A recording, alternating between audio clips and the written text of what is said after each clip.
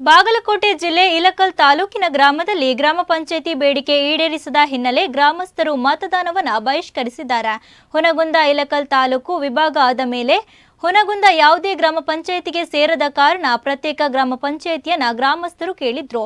ಆದರೆ ಪ್ರತ್ಯೇಕ ಗ್ರಾಮ ಪಂಚಾಯಿತಿಯನ್ನ ಕೊಡದೆ ಮೂಲಭೂತ ಸೌಲಭ್ಯದಿಂದ ವಂಚಿತರಾಗಿದ್ದಾರೆ.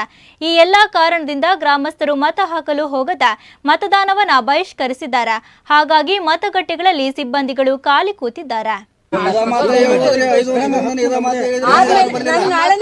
ನಾಳೆನೆ ಬಂದು ಏನ್ ಸಮಸ್ಯೆ ಬಗೆಹರಿಸೋಣ ಮಾಡೋಣ. ನಾಳೆನೆ ಬರ್ತೀನಿ. 100% ನಾನು ನಾಳೆ ನಿಮಗೆ ಶೋರ್ ಮಾಡಿದೆ. ನಾನು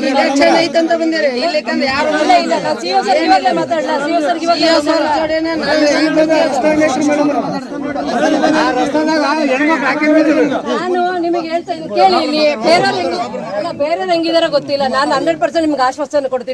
ಡಿಸಿ ಅವ್ರಿಗಾರ ಮಾತಾಡ್ತೀನಿ, ಸಿಇಒ ಅವ್ರಿಗೆ ಮಾತಾಡ್ರಿ, ನಿಮ್ ಪ್ರಾಬ್ಲಮ್ ಸಾಲ್ವ್ ಮಾಡ್ತೀನಿ.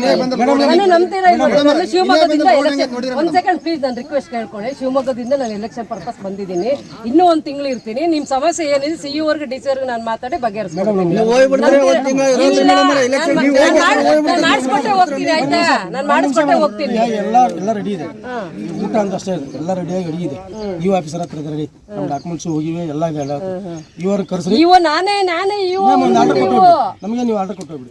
ನಾನು ಫೈನಲ್ ಈ ಪಂಚಾಯತ್ ಹಾಕ್ತೀನಿ ಅಂತೇಳಿ. ನಮ್ದು ಬಿಂಜವಾಡಿ ಪಂಚಾಯತ್ ಇದೆ. ಡಾಕ್ಯುಮೆಂಟ್ಸ್ ಕರೆದಿಂದ ಒಂದು ಹೋಗಿಲ್ಲ ನಮಗೆ.